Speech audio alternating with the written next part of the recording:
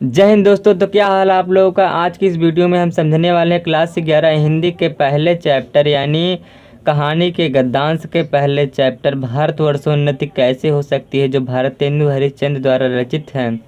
इसको हम लोग इसके अभ्यास प्रश्न के उत्तर को जानने वाले हैं। तो निम्नलिखित गद्यांशों को पढ़कर उसके नीचे दिए गए प्रश्नों के उत्तर लिखिए। तो इसका सबसे पहला प्रश्न है, उपर्युक्त गद्यांश के पाठ एवं लेखक का नाम लिखिए। तो संदर्भ हम लोग इस प्रकार से लिखेंगे, प्रस्तुत गद्यांश हमारे पाठ्य पुस्तक भारतवर्षोन्नति कैसे हो सकती है नामक शीर्षक से अवतरित है। इसके रचयिता भारतेंदु हरिश्चंद्र जी है, इसके लेखक भारतेंदु हरिश्चंद्र जी है।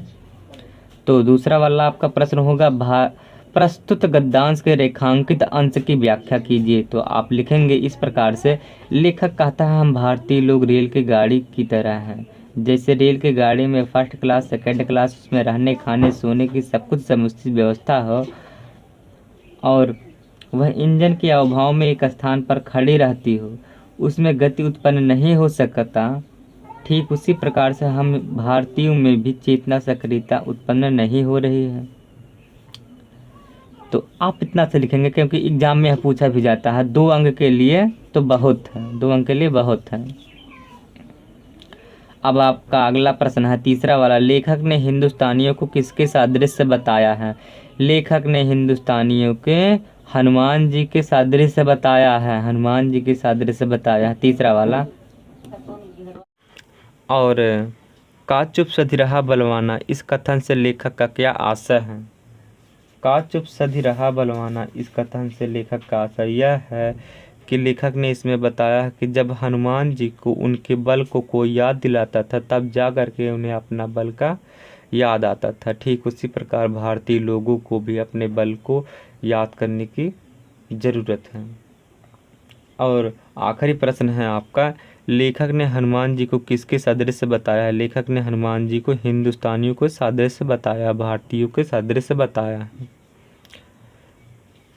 देखो, भारत एक ऐसा देश था जिसका नाम चार था, जिसका नाम ही चार था। इंडिया, भारत और आर्य देश, हिंदुस्तान, ये 4 नाम था। जो अंग्रेज लोग आते थे भारत को इंडिया कहे, सबको पता है।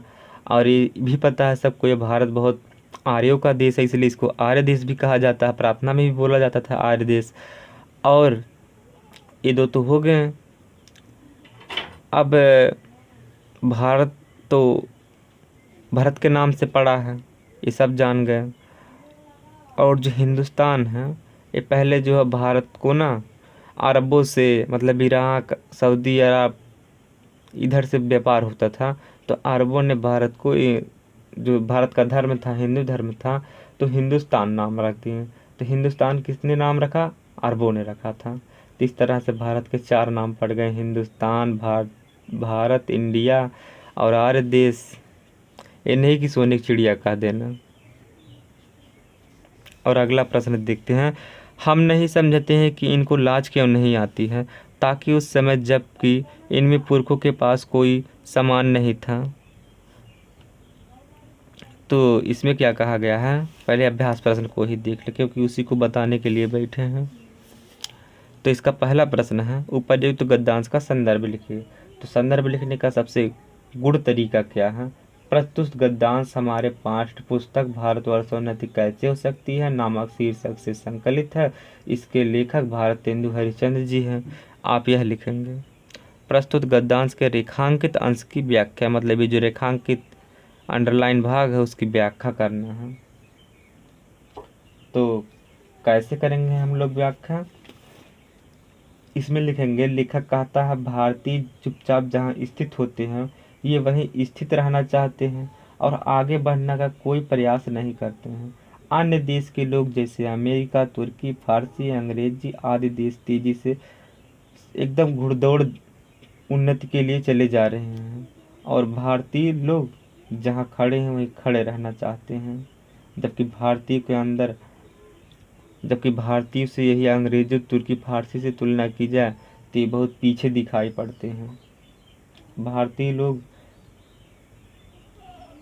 क्योंकि भारतीय लोग के अंदर अगले में पढ़ा था, उनमें सक्रियता, चेतना, मतलब आगे बढ़ने का कोई प्रोग्राम, लक्ष्य है ही नहीं।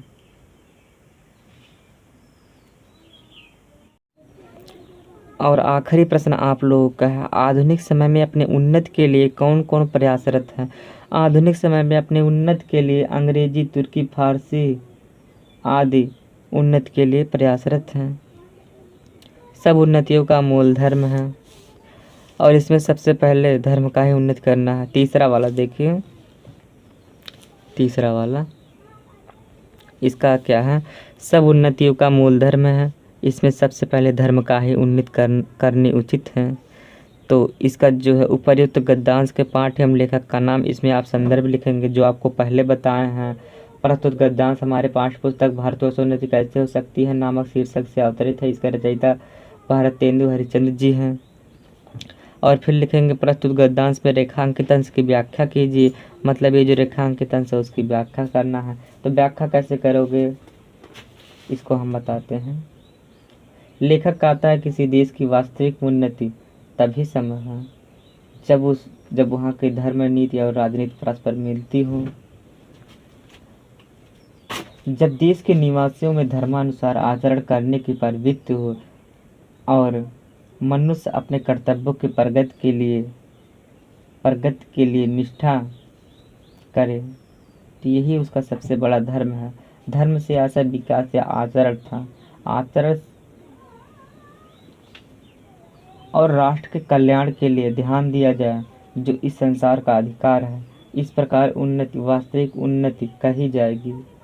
लेखक ने इसे सब उन्नतियों का मूल धर्म बताया है।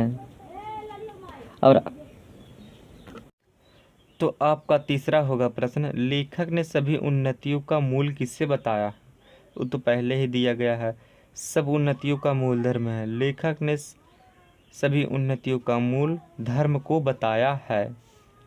और आपका चौथा सवाल होगा, लेखक ने अंग्रेजी की उन्नति को क्या कारण बताया है। क्योंकि उनकी जो धर्म नीति है और जो राजनीति है ये दोनों परस्पर समान मिलती हुई दिखाई पड़ती है। यही त्योहार तुम्हारे म्यूनिसिपालिटी है। इस पंक्ति का आशय स्पष्ट कीजिए। तो इसमें हम लोग यह लिखेंगे, जैसे त्यौहार आता है हम लोग अपने गांव, घर, नगर, शहर को एकदम झाड़ू पोछा करके साफ करके उसे वहाँ के कूड़ा को निकाल कर फेंक देते हैं। ठीक उसी प्रकार हमें अपने दिमाग में जो बुराइयां हैं, जो दूसरों के लिए क्षमताएं हैं और जो कमियां हैं उसे निकाल कर हटा देना चाहिए और अपने वास्तविक और आत्मनिर्भर बनना चाहिए। इसका यही आशय है।